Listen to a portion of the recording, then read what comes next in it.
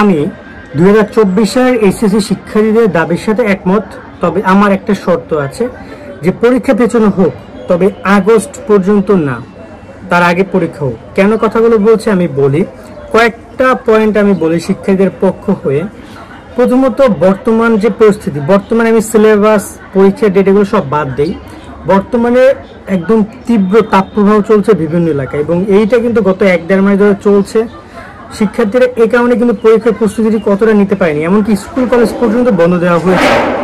বর্তমান পরিস্থিতি চিন্তা ভাবনা করলে যে পড়াশোনার মতো পরিবেশ নাই, যার কারণে স্কুল কলেজ বন্ধ দিয়েছে তারা। তো এই জায়গায় একটা পয়েন্ট আছে যে তাপপ্রবাহের কারণে শিক্ষার্থীদের প্রস্তুতি অনেক খারাপ হচ্ছে। সেকেন্ড, এখানে বরিশাল, খুলনা বিভাগ, রাজশাহী, তোমাদের হচ্ছে যে রাজশাহী বিভাগের কিছু অংশ, অথবা তোমাদের চট্টগ্রাম বিভাগ, কুমিল্লা বিভাগের অনেকগুলো জেলা কিন্তু এই বর্তমানে বন্যার কারণে ক্ষতিগ্রস্ত। প্রায় 8-10 দিন ধরে এখানে কারেন্টই নেই। আমি কালকে কয়েকজন শিক্ষার্থীর সাথে কথা বললাম, ওরা যারা এবার ব্যাচের পরীক্ষার্থী, ওরা বললো ভাইয়া কি পড়বো, কারেন্ট নেই, ঘরে আলো নেই, ফ্যান নেই, রাস্তাঘাটে কতক্ষণ পড়া যায়, এভাবে কতক্ষণ পড়ালেখা করা যায়। তো এটা তীব্র মানবতার জীবনযাপন ওরা করছে। তো সেই জায়গায় পরীক্ষাটা ওদের কাছে এই মুহূর্তে এটা বিলাসিতা, কিন্তু কিছু করার নেই। তো এই একটা পয়েন্ট। তৃতীয়তটা হচ্ছে যে বর্তমানে সিলেটেও কিন্তু পানি বেড়ে যাচ্ছে, পানি সেখানে উঠতেছে, এবং সেখানে পরিস্থিতিও দিন দিন ভয়াবহ হচ্ছে। আর এই মাঝখানে কিন্তু এই প্রস্তুতি শিক্ষার্থীরা অতটা ভালোভাবে নিতে পারতেছে না যতটা ভালোভাবে তাদের নেওয়া উচিত ছিল বিভিন্ন কারণে।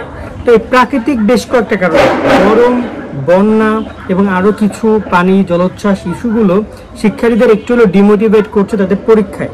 এই একটা কারণে পরীক্ষাটা পিছিয়ে যেতে পারে। এবার আসি একটু সিলেবাস নিয়ে কথা বলতে। হ্যাঁ, 2023 সালে যে পরীক্ষা হয়েছে এবং 2024 সালে যে পরীক্ষা হয়েছে, একই সিলেবাসের পরীক্ষা হচ্ছে, কিন্তু 2023 শিক্ষার্থীরা পরীক্ষা দিয়েছে আগস্টে, এরকম মেবি যতটুকু আমার মনে পড়ে। আর 2024 শিক্ষার্থীরা পরীক্ষা দিচ্ছে জুলাইতে বা জুনের শেষের দিকে। সো এই জায়গায় বলা যায় যে 1-2 মাস আগেই পরীক্ষা নিচ্ছে, বাট সিলেবাস কিন্তু একই ছিল। এখন এখানে কথাটা ঠিক যে এবছর অনেক ধরনের প্রতিকূল পরিস্থিতি গেছে, তার মধ্যে একটা হচ্ছে, প্রতিকূল পরিস্থিতি বলছি না, ওভাবে নেবেন না, রাজনীতির একটা ব্যাপার ছিল, জাতীয় নির্বাচন ছিল বছরের শুরুতে, এটাও কিন্তু এসএসসি পরীক্ষার্থীদের উপরে একটা প্রভাব পড়েছে। তো এই কারণেও চাইলে কিন্তু পরীক্ষাটা পিছিয়ে যেতে পারে, এটা ফোর্থ কারণ।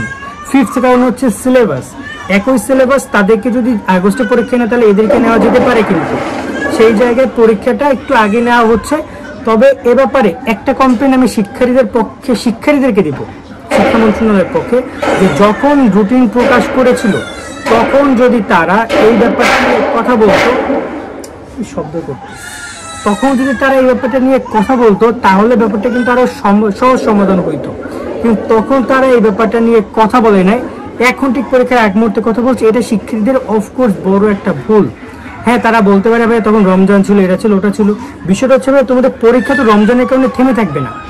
তুমি খাবার দাবার তো কোনো কিছু থেমে রাখো না, তুমি তো পারফেক্টলি সবকিছু খেয়েছো, সবকিছু করেছো। তখন তুমি যদি তোমার এই বিষয় নিয়ে কথা বলতাম, তাহলে কিন্তু সমাধান এত ধীরে হয়ে যেত। তো এই একটা ব্যাপার গেল। এখন আমি বলি যে আসলে শিক্ষা মন্ত্রণালয় কি করবে, এখানে সিলেবাস কিন্তু আছে। এখন আমার দাবিটা, বা আমি যতটুকু মনে করি যে আগস্টে যে 30 তারিখে পরীক্ষা, এটার কোনো মানে নাই। হলে আগস্টের 1 মাস, মানে 1 মাস পিছিয়ে আগস্টের ফার্স্ট উইকে এক্সাম নিতে পারে, বা জুলাই মাসের শেষের দিকে, অর্থাৎ 1 মাস পরীক্ষা পেছনে যেতে পারে।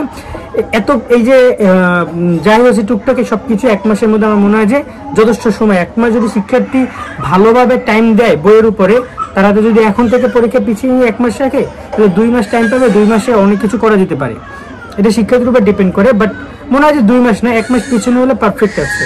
এবং তোমাদের কার কি মতামত সেটা তোমরা কমেন্টে জানাতে পারো, বাট আমি আমারটা বললাম, কারণ আমি তো শিক্ষার্থীদের নিয়ে কাজ করছি, সে তোমাদের একদম এসএসসি থেকে। তা আমি দেখে আসতেছি তোমরা কি স্ট্রাগল মুভমেন্টে তোমরা কাজ করছো, পড়ালেখা করছো বা কষ্ট করছো। সে 1 মাস পরীক্ষা পেছালে খারাপ না, ঠিক আছে, বাট আমি কারণগুলোও বললাম। আর শিক্ষা মন্ত্রণালয়ে হয়তো অনেক কারণ থাকতে পারে, আর তারা তাদের জায়গা থেকে। তবে আমার মনে হয় যে শিক্ষার্থীদেরকে বিব্রত করার থেকে, বা তারা যে কনফিউশনে আছে, এই জায়গায় থেকে একজন শিক্ষা মন্ত্রণালয় থেকে কোনো প্রতিনিধি, বা ঢাকা শিক্ষা বোর্ডের চেয়ারম্যান অধ্যাপক তপন কুমার সরকার স্যার, অথবা শিক্ষামন্ত্রী মহিবুল হাসান নফেল স্যার, তারা কেউ একজন সংবাদ সম্মেলন বা কোনো একটা প্রেস ব্রিফিং এর মাধ্যমে বা একটা বিজ্ঞপ্তি প্রকাশের মাধ্যমে ব্যাপারটা একদম পুরোপুরি ক্লিয়ার করে দেওয়া হোক যে না, আসলে পরীক্ষার পিছাবে না, বা পরীক্ষা ওই জায়গায় থাকবে, বা কিছু একটা।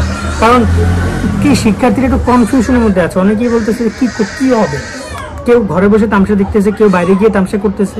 বাপরে এটা আসলে কোনো গুড মুভমেন্ট না, এটা একটা বাজে পরিস্থিতি। একটা পরীক্ষার্থীর সাথে এই জিনিসটা হবে না, কেন পরীক্ষার আগ মুহূর্তে গিয়ে আন্দোলন করতে হবে? শিক্ষা মন্ত্রণালয়ের উচিত শিক্ষার্থীদের চিন্তা ভাবনা করা, আর শিক্ষার্থীদেরও উচিত তাদের পড়াশোনাকে অগ্রাধিকার দিয়ে তারপর পড়াশোনা করা বা সবকিছু করা। আজকের মতো আমরা এখানে বিদায় নিচ্ছি। সকলে অনেক অনেক ভালো থাকবেন। আল্লাহ হাফেজ।